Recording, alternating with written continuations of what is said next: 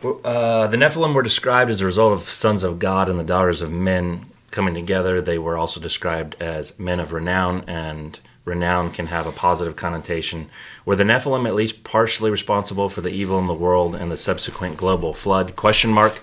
Realizing that Genesis 6:4 states that they existed afterward, could they exist in our current time? Yes and yes. There you go.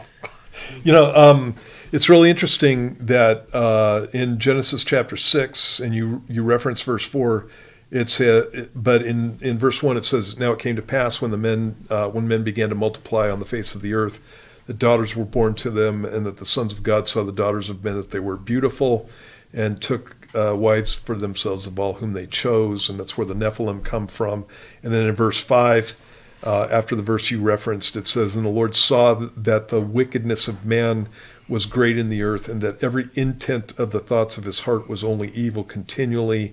And the Lord was sorry that he had made man on the earth, and he was grieved in his heart.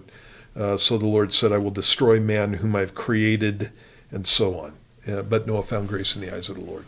And so, yes, I think that the Nephilim specifically are being pointed to as one of those things that angered God, and that they were, it looks like they were instrumental in leading people into wickedness. It's kind of the point of the passage.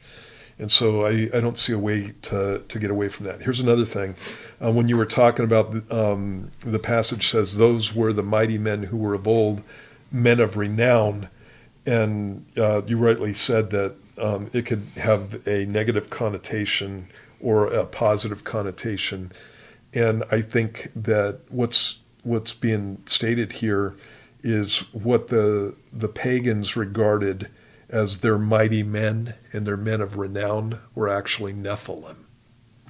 And so you have all these traditions of men who had been sired by the gods, so to speak. And so you have all these traditions of Zeus coming down to women and having relations with different women, and the children that came from those relations were guys like Hercules, for example, or Heracles in Greek.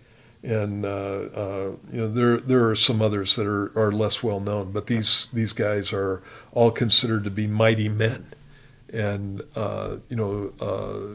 demigods and sons of the gods and that kind of stuff. And what the Bible teaches is that that's not a good thing. That's a bad thing. They're not sons of the gods. It's all demonic. And it's one of the reasons that God had the giants wiped out. Nephilim are referenced in the book of Numbers, and they are connected with the Anakim and the Rephaim and the Zamzumim and different races of giants that you find in Canaan. And so the same events that took place in Genesis chapter 6 took place again. These guys did not survive the flood. It took place again as people became corrupted and got into the occult and paganism and that kind of stuff. And actually there have been giants that have been referenced all through history on every continent. And they're always considered to be wicked men that normal races of men exterminate, as you've gone through history. So in any case, yeah, I think that that's the case. Can Nephilim be alive during our times? I don't see a reason that they couldn't, and I think that there's an indication that, and this gets weird, but there's an indication that the Antichrist may be a Nephilim. And I don't know if he's going to have gigantic stature or not, but when God is speaking to the serpent in Genesis chapter 3, it says that, let me get there. It says, "Because you have done this, you are cursed more than all cattle and more than every beast of the field. On your belly you shall go. You shall eat dust all the days of your life. And I will put enmity between you and the woman, and between your seed and her seed. He shall bruise your head, and you shall bruise his heel. Okay, so we know what her seed is. Her seed is the Messiah. And Satan didn't realize that. That's why you have a murder in the next chapter that takes place between two of the sons of Eve. Satan is going after the seed of the woman.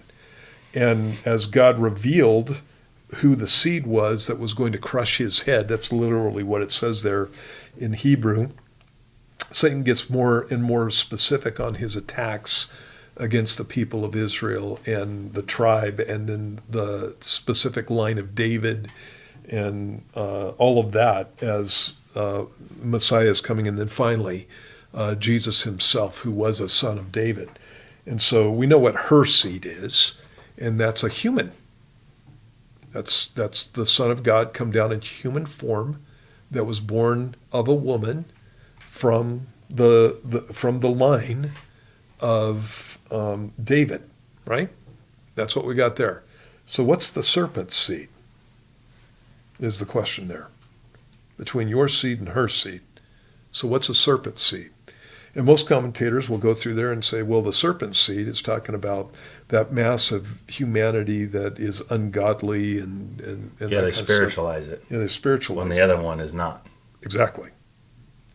And so if the woman has a seed, and that seed is the promised Son of God, then what's the seed of Satan? What's the seed of the serpent? And so that might be the Antichrist. And it might be one of those reasons that the Antichrist is so impressive to fallen humanity in the last days. And so again, all conjecture, yeah, but interesting. And so I kind of think that, yeah, he might be a Nephilim. So there's a lot of stuff that goes into this so you can rabbit trail on. I believe when you went through 2 Peter, probably chapter 2, you went through the whole Nephilim thing. You did a very extensive study on that. Mm-hmm. So I encourage you guys, if you've never been through that, or if you want more information, is it on our website by now? Yeah. You guys can go on. That would also be in 1 Peter chapter 3. Or 1 Peter chapter 3. Yeah. One of those. But Steve went through and basically on a Sunday morning because you got to go through Jude, 1 Peter, that explain the Genesis 6 issue with the Nephilim, and it actually comes up a lot in Scripture.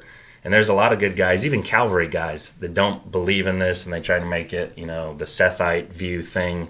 And I just don't think it fits from all the things that you get into, including the passages that are specifically talking about those things. So I know that's a can of worms, and it's a big deal, but I encourage you to check out that study. Yeah, really interesting stuff.